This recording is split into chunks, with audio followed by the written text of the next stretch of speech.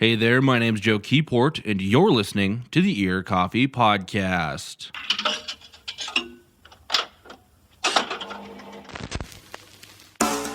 This week's episode, I talked to Colin Dahl and John O'Brien of the band Prathloons. This is Colin's return to the podcast after he chatted a lifetime ago in 2019 about the live record he had out at the time.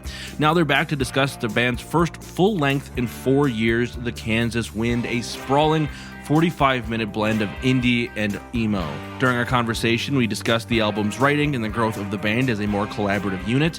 It's Colin and John of Prathloons, and it's all right here on the Ear Coffee Podcast.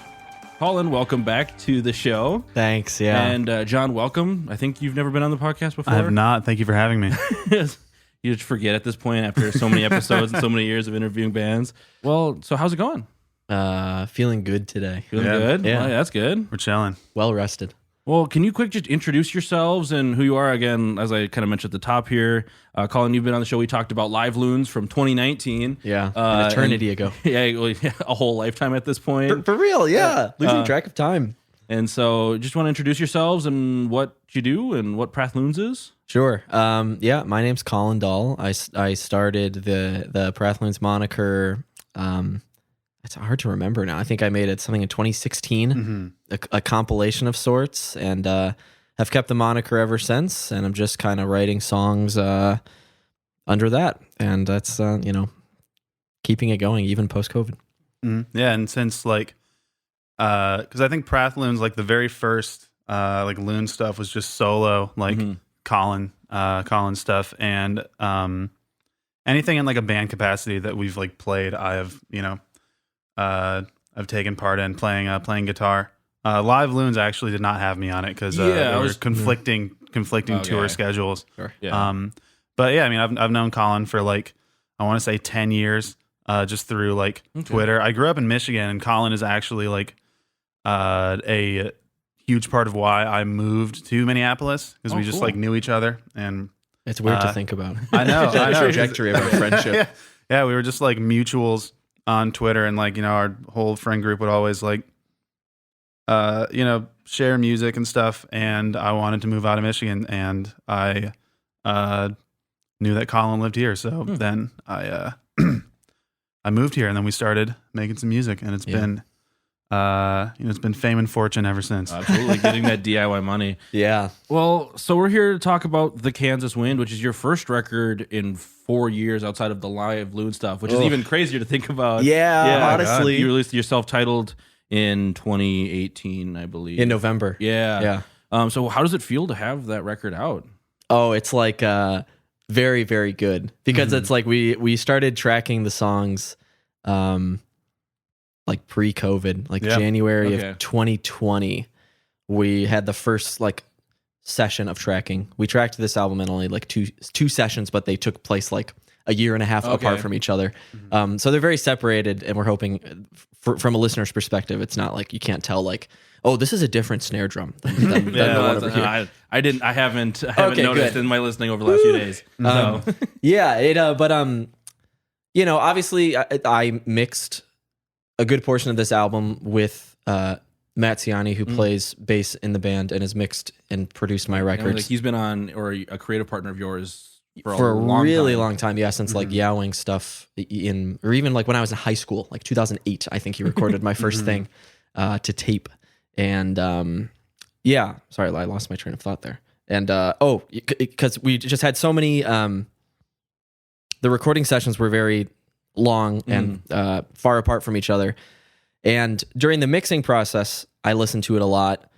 And once you're listening to something so much and you're so close to it because you wrote these songs and you also recorded these songs and you're also mixing these songs, and you're kind of just sharing them in a small group of people, you just start to just be maybe this isn't so cool anymore.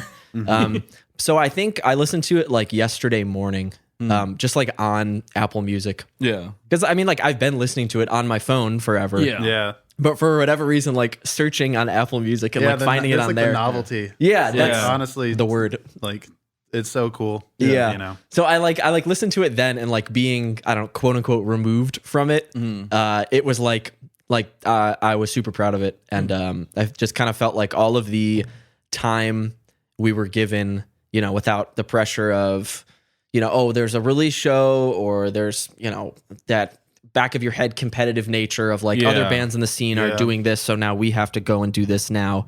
And not having that pressure, I think, helped me a lot and helped kind of paint the picture of each song in the way that I with all the fine brushes that I wanted to.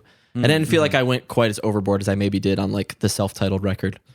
So it feels great. Yeah. To have it out for me. Yes. Yeah. I mean, once something is released, you're kind of like, like everything pre-release, like after you record it and get everything rough done, then you enter like the problem solving stage, which can be like really frustrating sometimes. And I didn't like, I didn't do any like mixing or anything. So, I mean, I think like Colin maybe had more of that experience, but just like with the need to like, touch things up, like do overdubs, and there's just like so much work that goes into it that, it is like definitely, it's work. And then it definitely, you start listening to things with a little more of like a critical ear. It's less of an enjoyment thing and more like, all right, what do I need to refine? And when it's just like out, there can still be small, I mean, no recording will ever be like this perfect thing that you would never change anything about. But just having something out, it sort of relieves the pressure of like, even if like there's a small thing that you would turn down like half a decibel, like get in the really fine tuning of mixing. Why didn't I see that on my first 100 listens? Should have cut it like 10K, which is so ridiculous.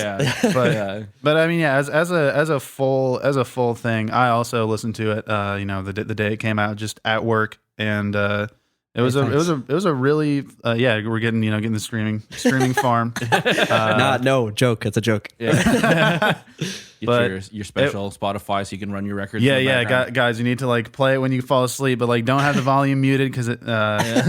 It's something that I think we're all really proud of, and I think the years that we put into it have paid off.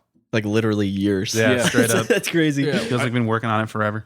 It came to me and I was quick checking the Bandcamp while you were talking.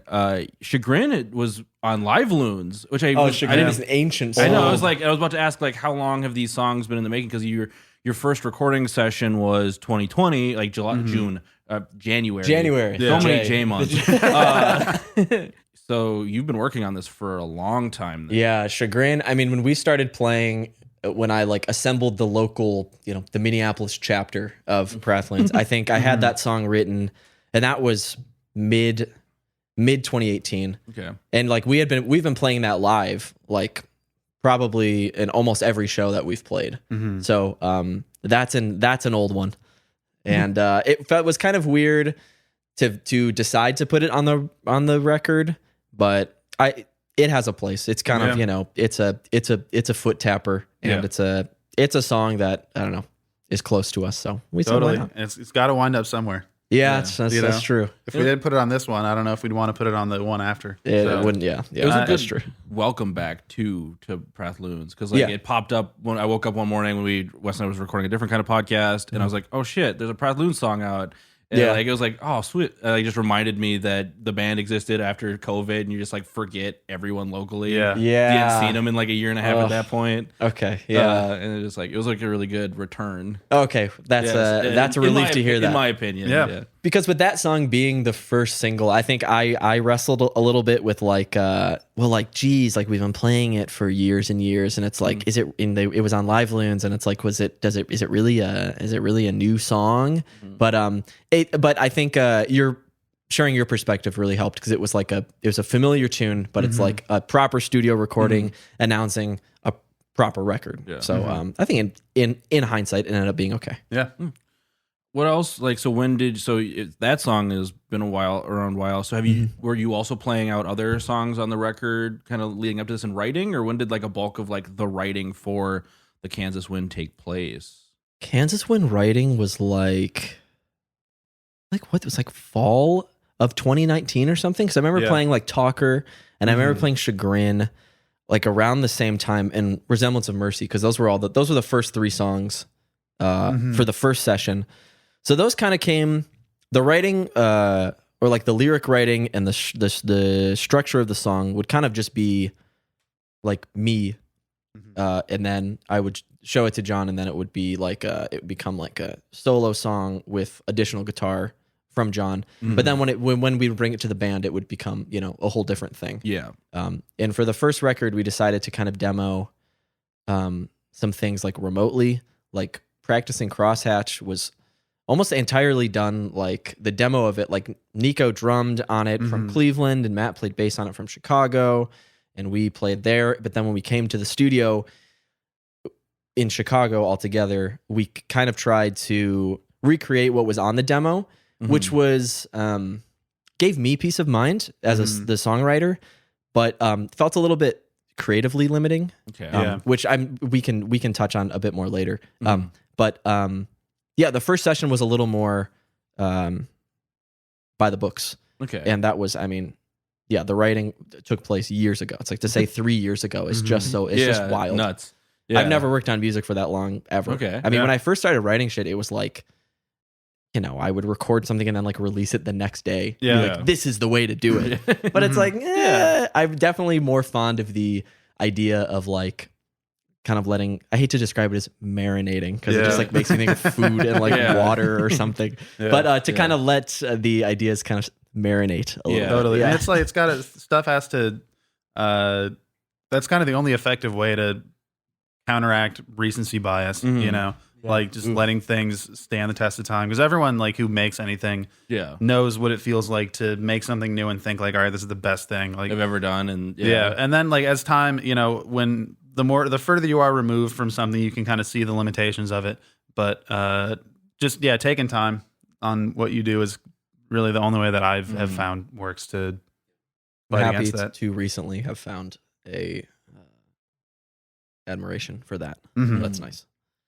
So that first recording session was in January. What was the second recording session? Second was like October of 2020. Okay. So that was like, you know, COVID. Yeah. It was like COVID time. Yeah. Pre-vax. Yeah. Pre-vax. So I was a little looking over your shoulders. And we kind of, we did it safely to anyone's knowledge. I mean, there was no sickness was contracted. Yeah.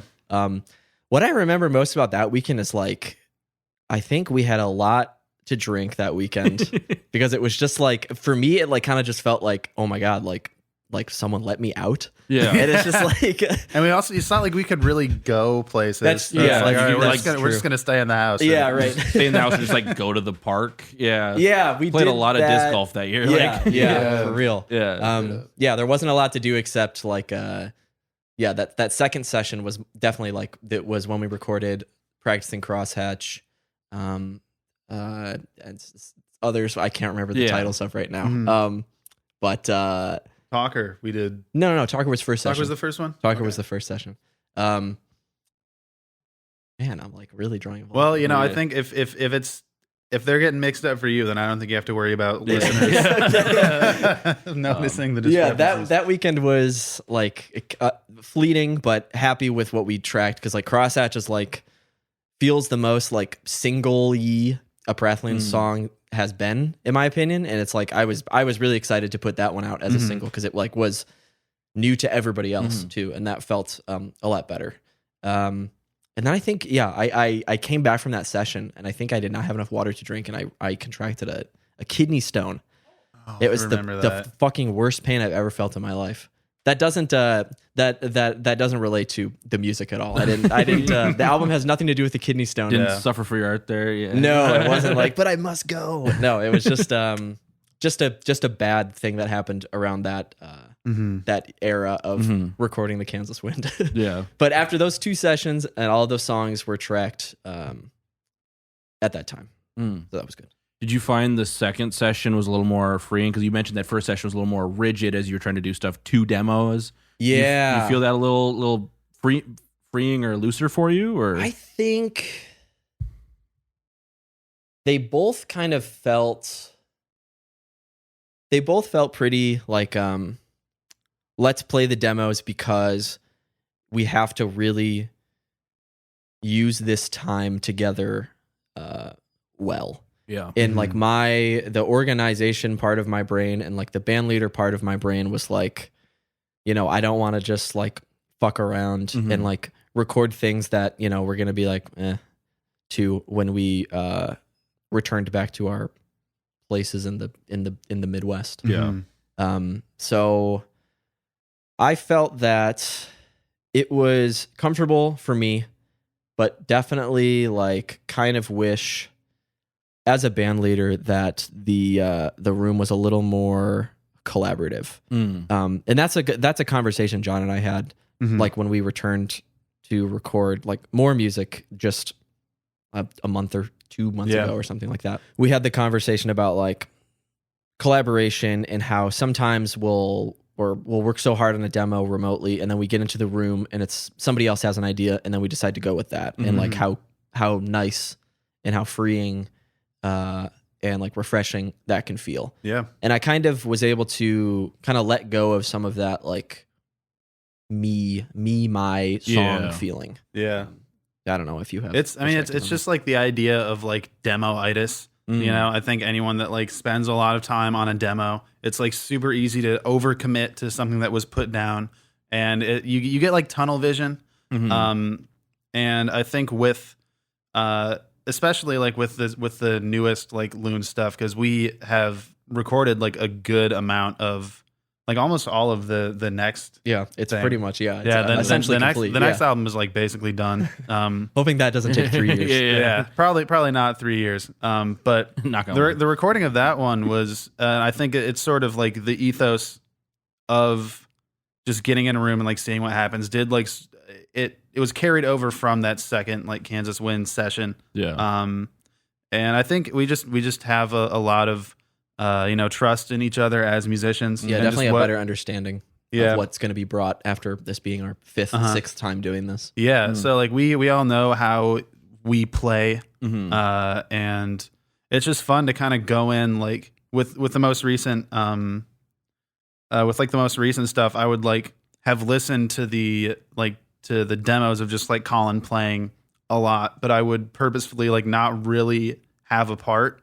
And I would just like write it along with Matt and Nico, the bassist and drummer. So it's more like I'm going to be consciously like playing off of what's going on in the room rather than like I have this one part and I'm going to play because this is my part. Yeah.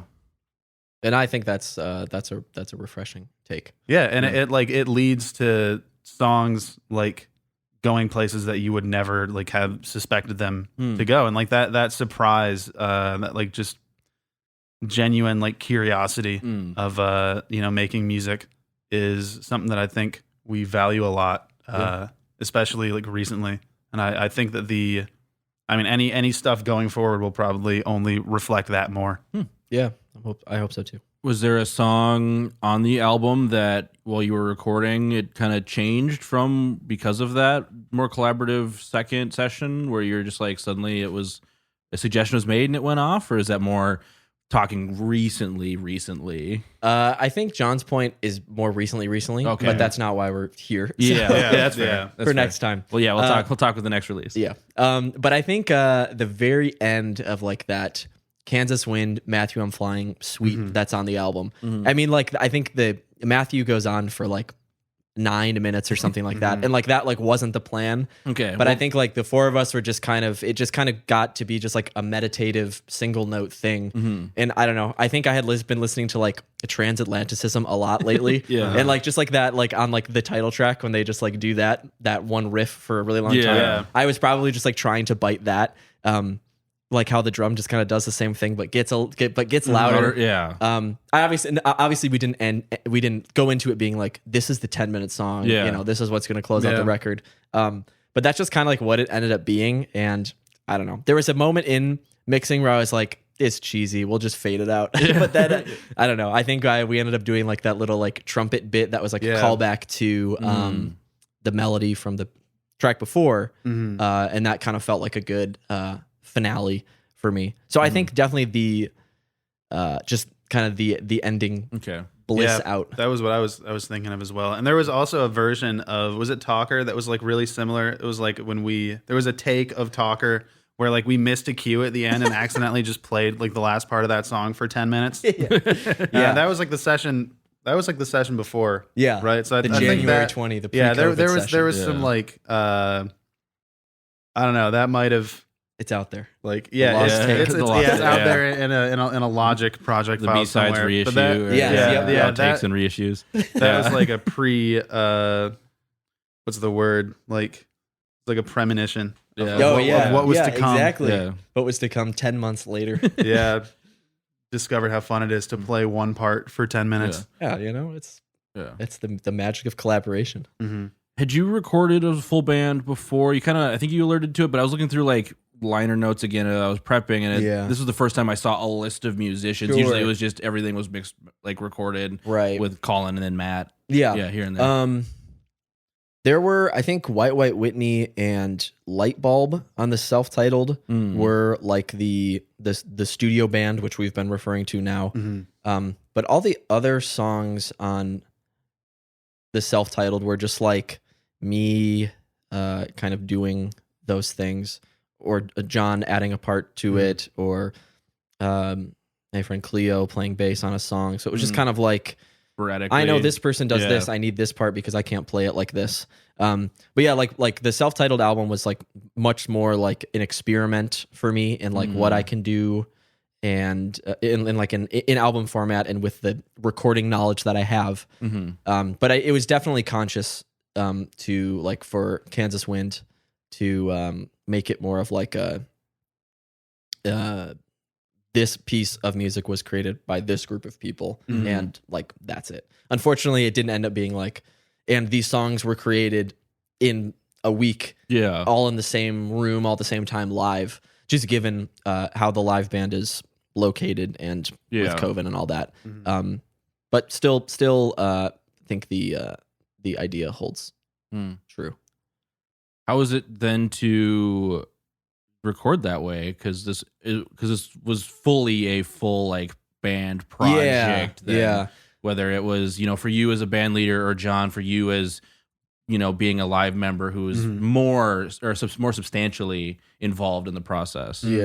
I guess sort of like I was alluding to earlier, it was lots of like exercises in like trust, and it's like, well, or like having demo-itis, like John said, or like I wrote this song thinking of this drum part, so I want to just do this drum part. And on Prathloons by Prathloons, it was really easy just to do that because I would just go to the practice space by myself, knock it out, and like one take Tony and mix it and whatever.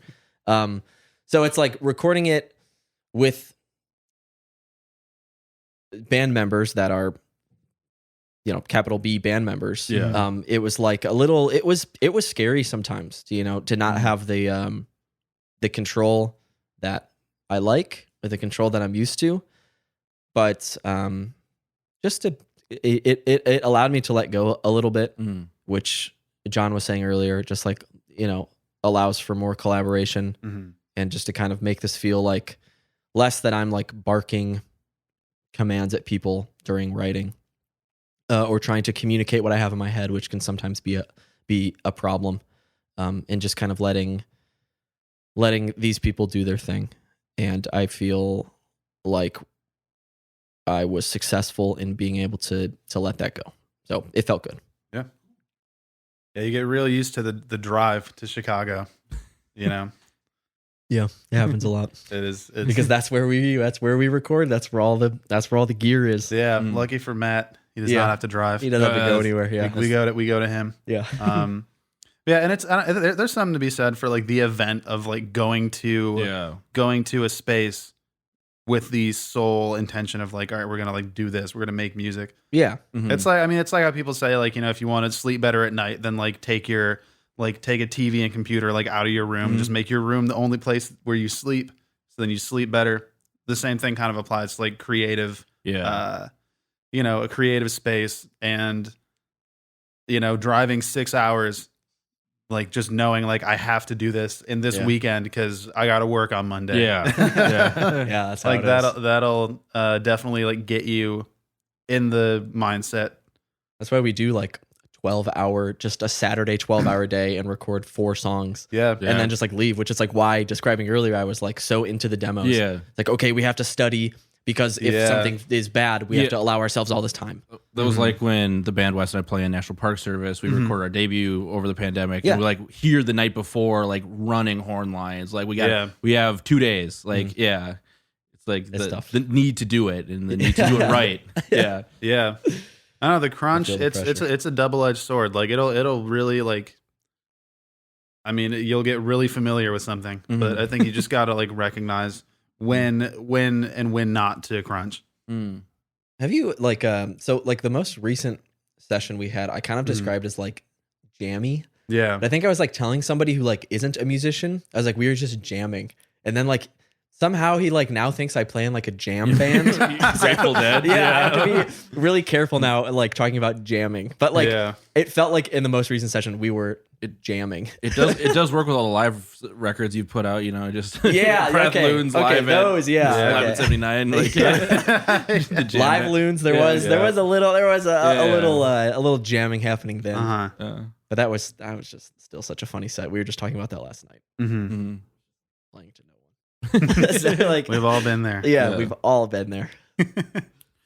So then, reading through the little press kit you sent over with the record, a line kind of popped out to me, not out of me. Good Lord, like a chest buster from Alien. It's like Alien. But like that you like after the time after recording to really refine the record and kind of make it something you wanted, and that was probably really in the mixing process. Then, so talk to me about what you had in your brain and what you were doing during that refinement to try and bring that out of.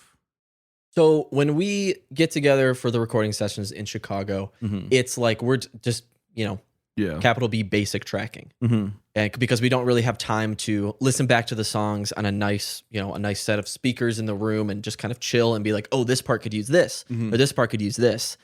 All of that inner monologue comes in like when I'm mixing the songs at the computer. Yeah. Like it's a weird like working relationship Matt and I have in that process, because like he's the guy who like has the monitors in his workspace that are, he calls like the no fun monitors or something, where they're like really like, we'll listen on like the Yamaha HS5s and they sound fucking awesome. Yeah. And then I'll go into these other ones and you're like, holy fucking shit, like what is that frequency we're hearing? So he's someone who's like really good at like knowing what every compressor can do and what the EQ, like listening to like the little like and just like identifying that and then taking it out. So just like watching him, like his workflow is just like that's not something I can do, but like I don't know, I can like listen back on our like session and then be like, oh, we could add an acoustic guitar here to add texture. Or a tambourine here, or like a weirdo part here, because I just feel like a lot of like my favorite like guitar records from like the early 2000s were like really leaning into like kind of like cheesy recording elements in a way, or just like production moments where something's panned really hard. And I don't know, I always thought that was like really special and just like what made I don't know, just like a band playing in a room, if it isn't recorded immaculately, can like still have a little bit of character to it. Not to knock the act of recording in a live room, because that's what we do. Yeah. But I definitely like having those like weird moments, or like, oh my gosh, how did they get what did we play on Crosshatch? Was that a lute? No, it was Bazooki. Yeah, it was like that's also popped out in the thing. I was like, oh, that's cool. Like a Greek folk because Matt just had it. Yeah, Matt had a bazooki. We're like, what the fuck can we like do with this? Yeah. Because they've originally, because the beginning of Crosshatch, how it's that like saturated acoustic guitar thing. It was just like 2 acoustic guitars at first, and then like I think Matt was like, it sounds like Fleet Foxes. So like I guess that was a bad thing. Yeah, but, the one comment to just make you question everything. Yeah, the one producer comment. Oh my god, it's not like that. No. But then we took out the bazooki, and it just like kind of added, because like that wordless chorus and like the melody that kind of acts as the chorus is springy, and I think that weird, it's like 8 strings on that. It's like a mandolin plus, essentially. Very odd. Yeah. Exactly. And it's just like, I don't know, I don't have one of those at home, so let's get that down and try it. And like that ended up being like what I think makes the gives that song some elasticity or something. Yeah, it's a texture that's both like generally familiar and also a little like head turning. Yeah. Which, yeah, I think, yeah, just a lot of the character and the personality of this record definitely comes down to like the general like composition and arrangement, like overdubs and just stuff like that. And that's really like some of the most fun stuff you can do. Like, That's why I like doing it alone. yeah, Or like not like going to a space to record. But granted, like I am privileged to like to be able to know somebody who has all of this gear in this space and this knowledge. Like that's cool. But I think I would feel that if I went back to a studio, I would feel the pressure of like, you got to get this done in such amount of time, and it's going to cost me more to go in for another day just to like potentially have an idea of what overdubs I can do this. And that's what I really like. If I like something, I'll keep it. If I don't like something, it can go away. So yeah, like that's where all of that, you know, the COVID time that I was talking about in the beginning of our chat, just like I was able to really color in the lines here. I'm doing for listeners, I'm doing a squinty eyed and I'm kind of coloring in something very small. And that's what was happening during COVID, which was like really, really cool because sometimes writing, I felt a bit deterred from doing that. But just like I don't know, we're all listening to music and we're all inspired by things. And then putting that into practice on the Kansas Wind was really nice. And I was not pressured to put it out or anything like that. And there was no awesome. release shows. There's no timeline you needed to follow in order to hit the algorithm gold. Exactly. Yeah. That can be super nice. Just like being able to work on something. That was nice. And like there were times when I missed, you know, the scene and I missed playing out, but at times there were just like, there's parts about this I don't miss at all. And I'm really glad that I can just focus on the part of being in a band and making music that I liked the most was creating this album package that was just like uniquely ours. So Yeah. I feel really good about it. Oh, well, yeah, that was my follow-up was just, do you feel like you hit that target you had set for yourself then, or? Absolutely. Yeah. Awesome. I always think like, you know, there are like, I think there are 11 songs on the album. And I mean, I would have, I mean, this, I can't say this a day after the album comes out. But there's probably like 2 songs I could have been like, yeah, like, okay, maybe. But no, I mean, I'm not like, I don't cringe at anything yet, which is cool. But yeah, I definitely do from a production standpoint. I think nothing sounds like weird or is kind of coming way out of left field or anything like that. So yes is the answer. Cool. Switching away from more of the technical side into more of the like emotion and thematic side, talk to me about what you were working on and processing as you were putting words to paper for the story you wanted to tell with Kansas Wind, because you're not one to shy away from presenting discomfort or really digging into something. So talk to me, you know, don't have to go into detail if you don't want to, like, talk to me about what you were thinking, what you were working on. Yeah. So like in the small announcement post I made to like the Prathloons Instagram, it's just like but like in short, like I think just the record's kind of about like when I was falling in love with my partner and, you know, the weird stuff that came with that. And this is like my longest relationship I've been in, and you know, the boxes are being checked and whatnot, and it just felt like everything was so new and everything was so different, and all of these things in life that you're used to being yours are like I'm trying to think of the word here. They kind of become someone else's, and you are sharing a thing with somebody else. And that can be really hard. And that can be like, you can feel, you know, pulled in 2 different directions. You know, staying true to yourself and loving someone else can sometimes seem contradictory. But I think I was really just like feeling that a lot in the writing of the Kansas Wind. And there are some songs where it's like, it's a love song, but it's like the lyrics might be like, well, that sounds like something bad was happening. Yeah. Or like, I wouldn't associate this feeling with love, but like in the end, it's just like, I don't know. It's not amazing 24/7. So it's like, I don't know. I wanted to use music, use the song, use the pen to the paper to process some of that. And that's kind of what the record is, capital A, about. You you write pretty much solely and then kind of take it to the band to work on? Yeah, lyrically it's all lyrically So it's just me, and structurally I'd say like 75%. Yeah. Yeah. But like and then just like rhythm guitar, which is, cowboy chords or whatever. Yeah. Having like written more songs, I'm like unfortunately more familiar with how to play the guitar. So it's just like it's some. I mean, we've like talked about this 1,000 times. How it's just like knowing more about the instrument. I've always just like be like, what if it sucks? It's like when I listen back to like the first Yeah Wings record, and it's like the shit I was playing, I was like, it doesn't make any sense. And it's like I could do the same thing down here, with a regular G chord or a regular D chord, or Well, it seems lame to do like a regular D chord because like that's what you learned when you learned how to play guitar. Exactly. You're like, I can bar it up here. Like why not? It's like I'm play some open chord. I was like 19 at the time, so it's like I'm gonna try and be like subversive. Yeah. Oh yeah, totally. I mean, there's like so many times where I've like had a part and then someone like you just get that second like pair of ears, second set of eyes, and they're just like, dude, why are you making this like so hard for yourself? You can just like you don't have to do it like this. But nobody ever told me that. Yeah, there's some charm to like just the like self-taught type of thing, and there's a virtue in that for sure. You can go down like weird like avenues and creative paths that you might not go otherwise. And I wonder if like that's like what the like a lot of people be like, oh, their first album is the best, and that's like, do you think they just like why did they get worse? Was it public influence? Was it learning more about the process? There's a lot of stuff. I mean, a lot of it can be like, you generally with the first album there isn't like the expectation that there is for the second album. You probably have longer time to make it. You got to rush it. You might have to tour on top of writing. There's just a bunch of other factors. But that is to say, it's always good to take your time. I think the main lesson from the Kansas win is please take your time. Slow down, everybody. Yeah.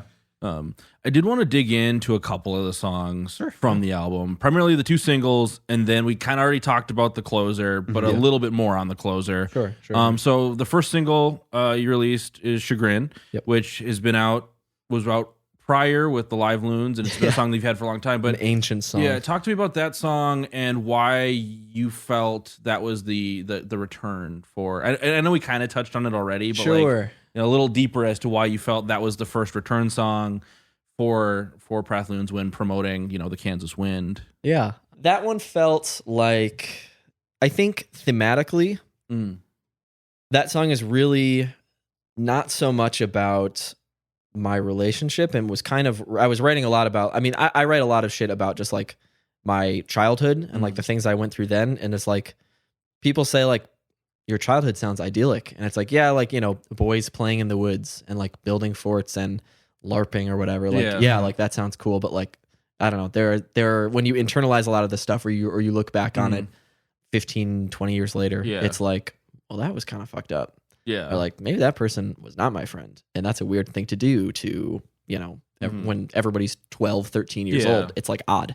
And that song, is about Chagrin Falls, which is a place in Ohio. And that song is about like one of those moments where it's like, let's go swim in a river or something. And then like a storm just like picked up out of nowhere, and like the river really was like rapid, and it was really scary. And I saw my friend get like hit a branch and like go underwater, and it was just really coming down, and the thing was going far, and there was like a waterfall up ahead, and it was really, really like a horrifying experience. And to have to just like climb up this like we got out of the river, everybody was okay, nobody was harmed. I think we like puked up like the meatball subs we ate before, because it was, we were going through a lot. And I think the act of like walking up, it was in someone's backyard, it's like their big muddy hill in their backyard. I think kind of felt like a bit of a rebirth experience almost. And then just like not having a shirt, not having any shoes, just like walking in this like fucking like gated neighborhood, just like looking like literal zombies. So I just kind of like wrote the song about that moment. So yeah, I mean, I think I like to think that kind of encapsulates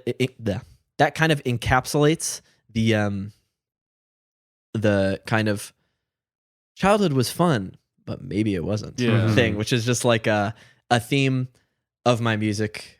that I still like, if I'm hitting a writer's block, I know that's a really easy pool to kind of dip my hand into to get something out of.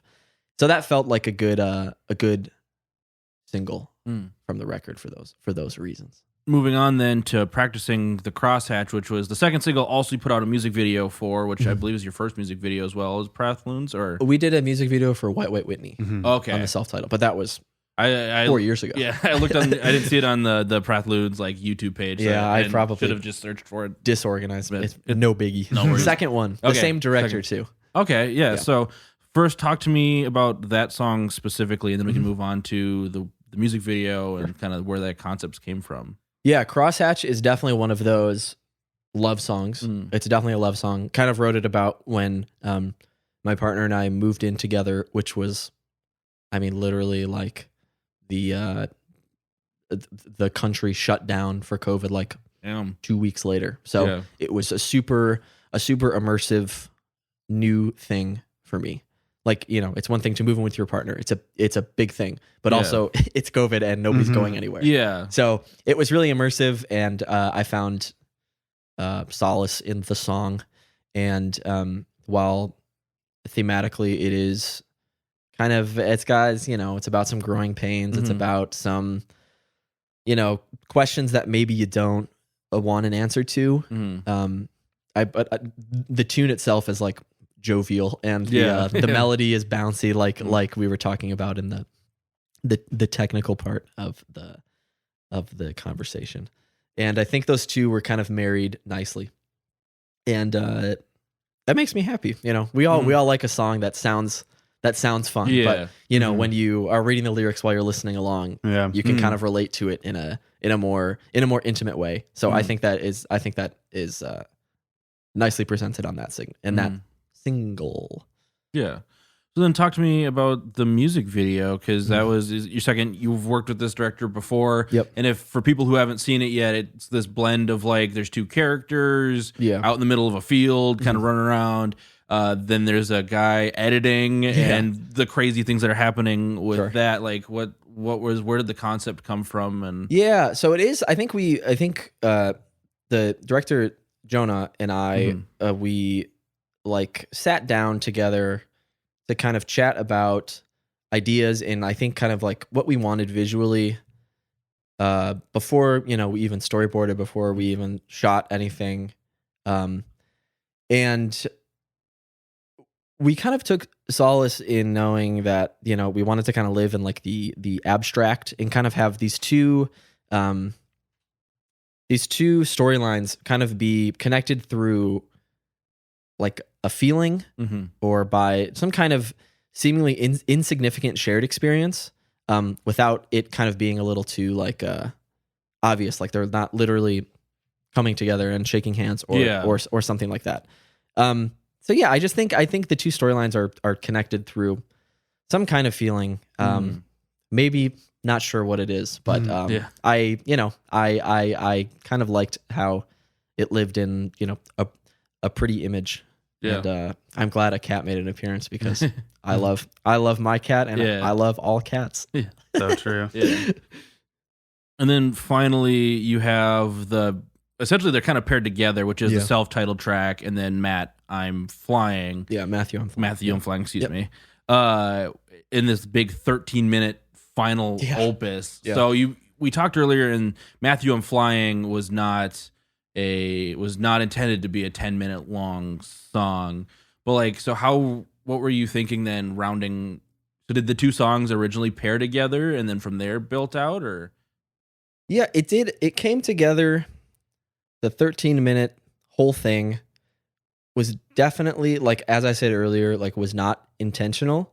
I think mostly because a lot of the parts from that song are just hodgepodged from phone demos I had made 5 years ago, to a song I had written, 8 years ago or something, to lyrics I had written a month ago that I didn't quite have like a melody for yet.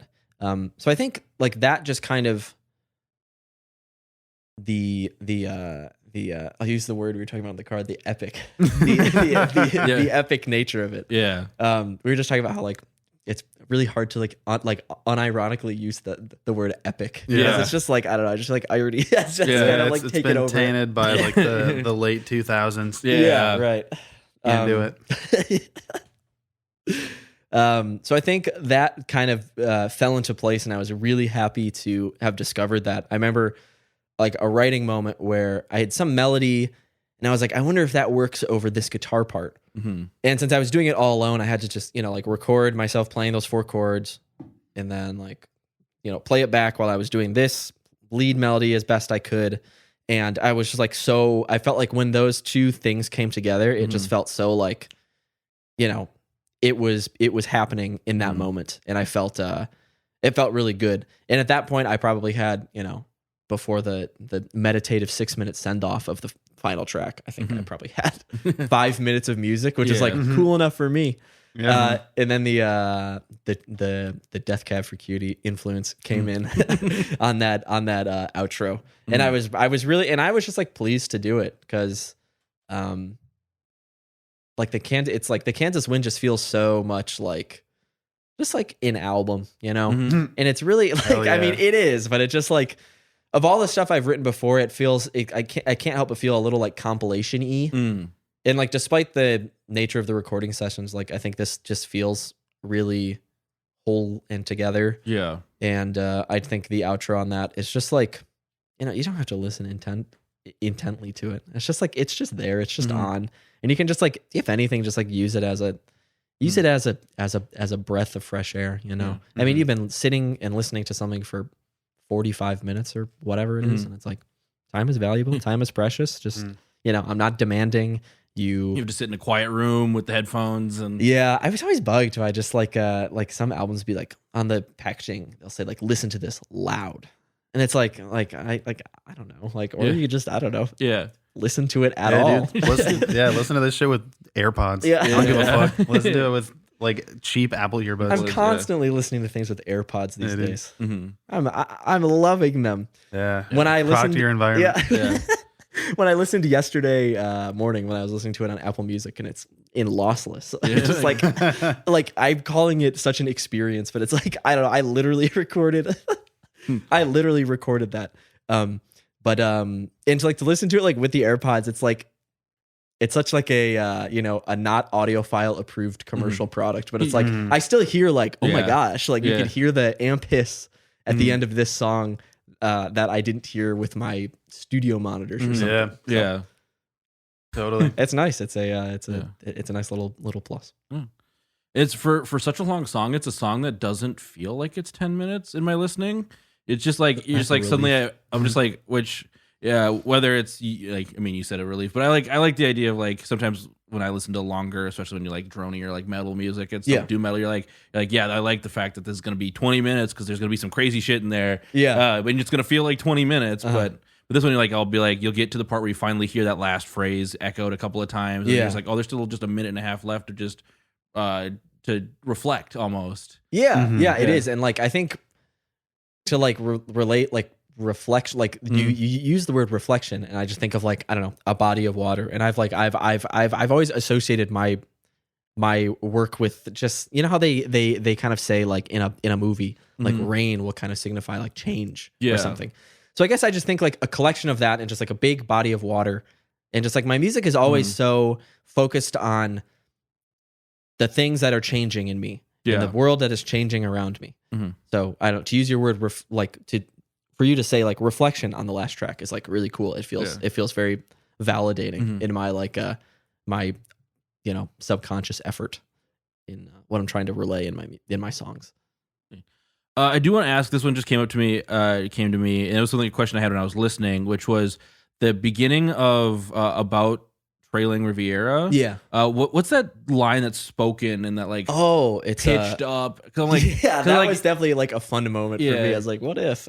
It's all these stories ending in my time zone. Okay, which is what it is, and there was like a whole About Trailing Riviera was like that was also a song. Now that you bring that up, that was also a song that like did not sound like that in like demos. Okay, we like Absolutely had it more of a song, but I think they like Matt and Nico started playing together that song before John and I were in the room, and they had come up with some groove because it's like bass and drums, like they go together to create kind of the backbone of the song. I guess.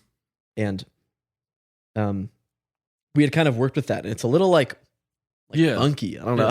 I hate to call like a funky song, but it definitely has like a groove to it that, you know, when I'm sitting in my room writing a song, I'm never concerned about like, you know, what is the tempo of this song like, or what are the drums gonna do in a way that communicates with the bass. I'm just like, how can I get these words out in a way that I want to, you know, in a way that's gonna feel right and true to me. And it's like that song was so different. So like that word is just like a piece of like verses that didn't make it into the song. Okay. And I felt like that was kind of like you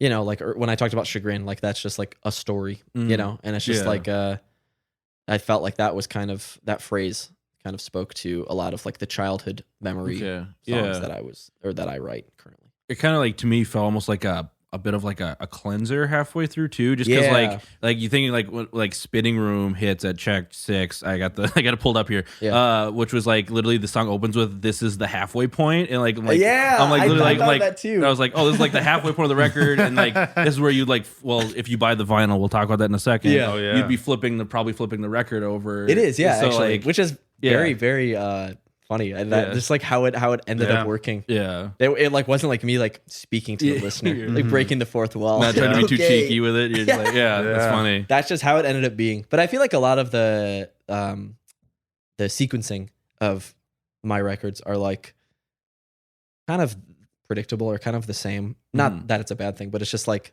you can definitely tell an A side and a B side. So it's cool that that's how it ended up on the Kansas Wind as well. And so this is a question I have. I'm going to preface this just to protect my own self. Not that it's like a risque question. It's mildly a lame one, but you referenced the title in the album title a couple of times outside of it being like the song title. Okay. Like it's like the final lyrics you hear on Matthew I'm Flying before like the fade out is the Kansas Wind under your wings. Does the Kansas Wind, like, does that mean something to you, or is there like an external meaning outside of just it's the record title? Right. I'm like, I don't want to be like, what does the record mean to you? Right. I mean, I already said what the record meant to be. So. Or does like, but like, no, it's not a lame question. Okay. I think it was a lyric from a Mojave 3 song. Okay. Called My Life in Art, I think is the name of the song. And I think it's like the Kansas wind won't freeze her heart, I think is the lyric. And I like heard that song on like Radio K, and I was like, this is a sick song. You like sent it to me, and I like instantly. You're like, dude, listen to this shit. You just like just listen to it like on repeat for like a fucking week. And then I like was listening to it again. I think after we had like recorded the album, and I like caught that lyric, and I was like, wait, it was. So I hope I don't like fucking get in trouble. No. Just flattery. Imitation is this. I'm just imitating you, bro. And also like my partner is from Kansas, so I think it was also related to it in that way, because like there are times when we would go to visit her family, and you know it added to those feelings I've previously described of like, you know, growing pains or discomfort or something. And I don't know, wind just kind of it takes things out and brings new things in. So it's related to an existing lyric that I'm sure has meaning, but you know, I'm going to recontextualize it for Prathloons. Absolutely. We all project. We're all projectors. Yeah, that's really true. Well, cool. I have a couple more questions here. You got a bunch of physical stuff with this record. So where can people go out and pick those up? Bandcamp? Yeah, we don't have. I mean, we have shows like on the books. They're not announced at this time because I wanted to just like let this be like the album's out and not like, you know, release the album and then be like, oh, and also here's this thing. We were talking about release show, like me and my partner, and it's like she's like, I think the definition of that has really changed like over the past 2 years. Like I think we've kind of just like abandoned the concept of time. So it didn't end up panning out, mostly because of like my knowledge of the scene and venues and booking, and it's just like Yeah. You know, the Kitty Cat Club is not like what, and it's like I really hope that place comes back. But I think you know the for there not being a scene, I think it really is disorienting to me now. So I just need to get my bearings back. So maybe there'll just be a release show for the Kansas Wind in 6 months. Who knows? Who knows? Yeah, maybe 4 years. Yeah. Maybe a few years. Yeah. Because we need to sell those things outside of Bandcamp. Yeah. And there's no pre-order for that. You have them, so you can order them. You can. I physically have them all. Hell yeah. Yeah, we're waiting at least until fall for ours. So it was, bro. I think we ordered these in like February of 21, and they came in like December of 21. So it was a long wait as well. It's super backed up. Just like vinyl production in general. Like, I mean, with like supply chain issues and also just like the way the industry is set up. Yeah. Like if you want to plan a release around like when you can have vinyl. And I did. Yeah. Like you just got to be prepared to hunker wait down a little bit. Yeah. Wait a long ass time. So, and then if people want to connect with y'all on social media, what do they look for? Twitter. I love Twitter. Prathloons Twitter. Prathloons Twitter, Prathloons Instagram. I just made one of those link trees yesterday. Ooh. Fun. Yeah, dude. Those are legit. They're like really, they're just like official. Easy to make and they're really easy to like look at. You can just like a box that says like buy a shirt right here or listen to this album, and like you just do it, and it's like you don't have to type in a URL or like a link in a Instagram bio or something like that. So yeah, I was like psyched that like just to like make a free link tree is like really nice. For the link in bio era. Yeah, this is the perfect thing. We've got it. We need something new. Yeah. Well, Colin, John, thank you so much for sitting with me and chatting. Thanks for having me. Thank you. The Ear Coffee Podcast is a companion to the blog of the same name. If you like this episode, please leave us a rate and review so we can stand out among the other music podcasts. You can follow us at Twitter, Facebook, and Instagram @Ear Coffee. Thank you for listening, and we'll see you next time.